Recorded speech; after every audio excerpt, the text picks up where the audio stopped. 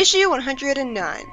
We start out seeing the freedom fighters in a submarine underwater for some reason, and Sonic says while Rotor's looking at a picture of his own family that Rotor looks bummed out. Rotor explains that it's been 12 years since his family sent him to Mobotropolis to get an education. I didn't know it was 12 years. And really, the education is so bad where Rotor's from that they had to do that? Both Sonic and Sally come up with the idea of using the Sword of Acorns to give free will back to Rotor's old herd. Once Sally grabs the sword, he talks to her telepathically again, expressing joy that she came back for him. But why does the sword's once beautiful golden hilt now look all gray like a normal, boring sword? Anyways, Sally doesn't tell her friends that the sword can talk to her, because I guess old paranoid Sally doesn't trust her friends enough to disbelieve her and assume she's gone off the deep end. Fortunately, the freedom fighters take the Sword of Acorns to the submarine with no annoying, meddlesome objections from Sally's parents, with Sonic having nausea in the submarine, making me worry that he got food poisoning at first. But it's obviously more like seasickness.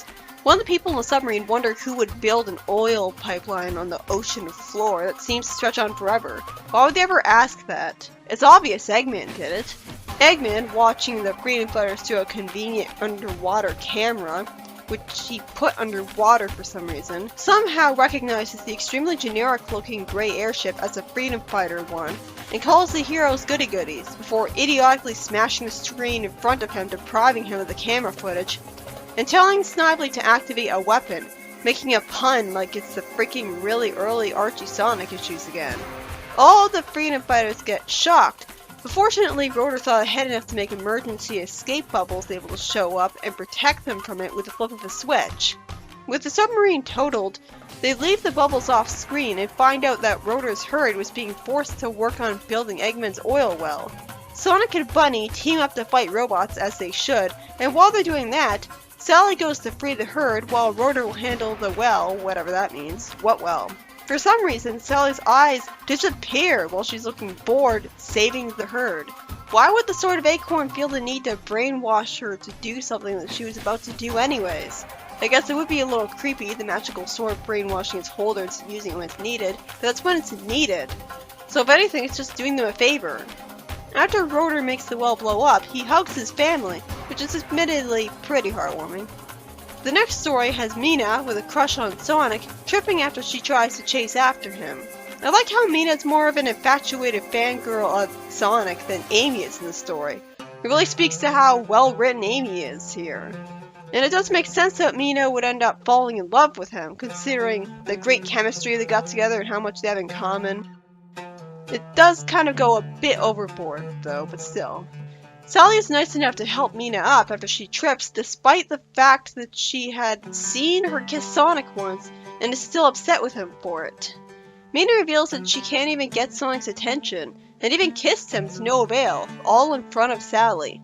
That's right, folks, it's official. They've got to be self-aware that Sally's not exactly affectionate with Sonic, because it's so easy to not know that Sonic's dating Sally that Mina was totally unaware of it. And I have a very hard time believing that they didn't start dating after issue 50 because Sonic kissed her. And it's even I know that if you kiss a girl, that if you have a friend of the opposite gender and you kiss them, they're not going to be just your friend anymore. Sally would either become Sonic's girlfriend or would be really mad at him for not deciding to make her his girlfriend. So why would they kiss just to not become girlfriend and boyfriend?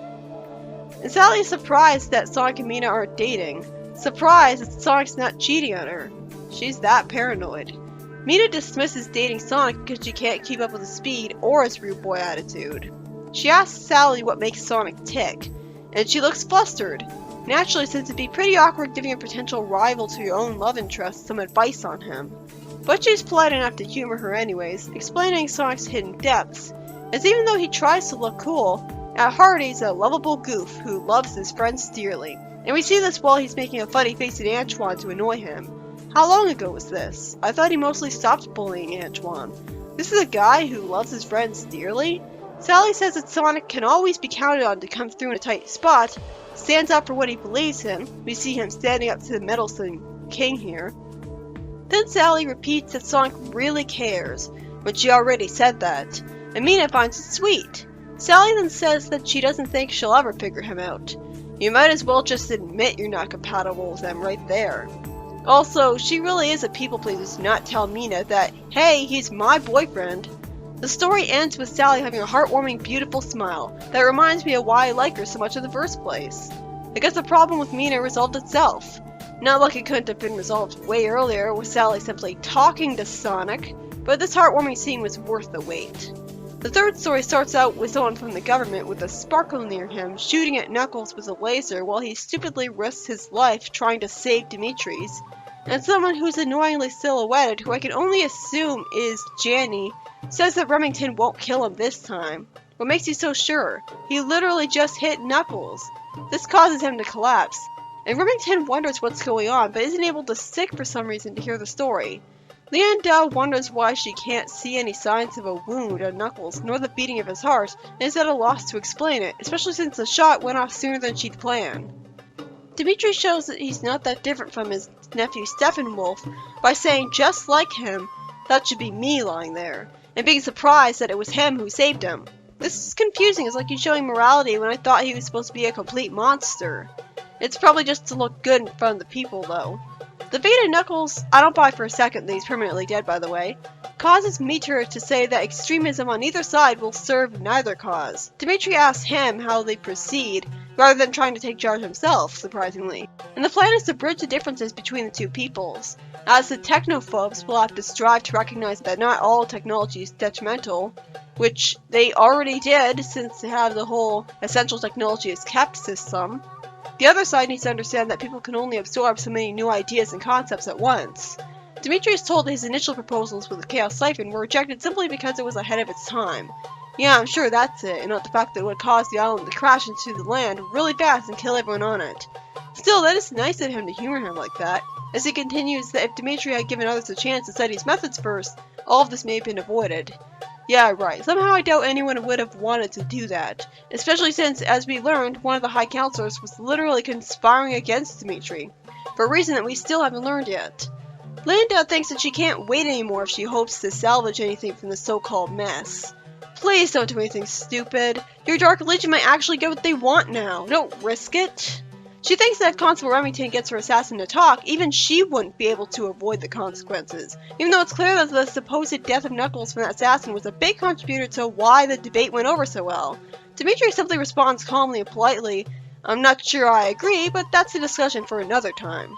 He's got social skills, I'll give him that. Meanwhile, Janny feels terrible, shedding a tear, thinking that the constable really wasn't the one who killed Knuckles after all, which makes more sense, and I don't blame her for thinking that since the actual assassin looked so much like Constable that I kept mistaking him for him. But her mother told her that that was the case. Also, it's only just now that they tell you that her name's actually Lara Sue. I'm not entirely sure if I want to call her that yet, you know, the name's kinda infamous. Besides, I already called Knuckles' mom Lara. Wouldn't Lara Sue and Lara Lee be kinda confusing? She wonders if her mother had more to say than she told her. Just then, Janny overhears Leanda calling somebody, who tells her to just say the word and it'll be over and out for their pigeon. Just then, he says that one of their own has just entered the picture. What does he mean? Why does he care? Leanda is told by Dimitri to take them both down. Their pawn and the one who looks like Julie Sue. So I guess he didn't want to risk their pawn revealing who set him up to do it. After I'm not sure what this wham picture means, Janny saves the day, and then wonders with some tears if it wasn't Knuckles she was supposed to save after all. Wait, I just realized, obviously if Knuckles died, she would have never been born, since Julie isn't exactly pregnant right now, and they're both much younger. So why the hell does Janny believe that he actually died that easily? And why did her mother tell her that killed him when it's impossible for her to have had a kid with him after that? And after she's forcibly sent back to the future for some reason, then it turns out that Knuckles was pretending all this time that he was dead, much to the happy surprise of Julie. Knuckles explains that he took the hit for Dimitri in order to earn his trust, for the sheer impact of sacrificing his life for him. He says that the only thing the Dark Legion has to worry about now is the traitor in their group. Wait, does he mean Leanda for setting up the assassin? Is he supposed to be considered wrong? Because she did that on Dimitri's order. Then we see Julie in the future tell her daughter that her father is very much alive and she must have experienced an alternate reality. I was hoping they came from a different alternate dimension in the future. Julie explains that Knuckles went berserk from chaos energy absorption and became the evil that is currently leading the Dark Legion to conquer the entire planet, which would explain why his evil twin is actually a good pacifist, since maybe he was meant to turn out to be evil all along. So she wanted to shield her daughter from the truth and make her think he was dead. She explains that now that her daughter's old enough to accept what her father has become, she can help stop him from trying to conquer the floating island again. What makes her think she's old enough to accept all that? Or that she even could? The first story is by Benny Lee, and involves Rotor's family finally being saved from their very inexplicable re-brainwashing thanks to the Sword of Acorns, which seems to brainwash Sally into using it. Odd, since it had to know she was going to use it anyways. Not much to say. It's just sweet that Rotor got this for himself. Though again, him having parents, I could take it or leave it. The next story, by Carl Bollers, has Sally being rather polite to someone that kissed her boyfriend, even humoring her by telling her all about Sonic's personality, when you'd think she'd want to discourage Mina from having a crush on him by telling her bad things. It doesn't even have to be lies, just actual flaws he has. Instead, she's so polite and people-pleasing that she doesn't even embarrass Mina by telling her that she's actually dating Sonic. I guess I can't believe that she'd be that much of a people-pleaser who wants to always do good the best she can due to her overactive conscience, rather than risk making herself look like the bad guy even once by being a jealous girlfriend. And the third story is by Ken Penders and shows that Knuckles pretended to be dead to earn Dimitri's trust, and that Janny comes from an alternate dimension in the future where her father Knuckles became the new Dimitri, and Julie only told her that Knuckles had died to spare her feelings. She could have told her that her real mission was to save her. I'm not really sure I like the whole Knuckles becomes evil in the future thing. I mean, it's a really interesting concept, but I think in order to make it fully acceptable, they should have just confirmed that this took place in an alternate dimension.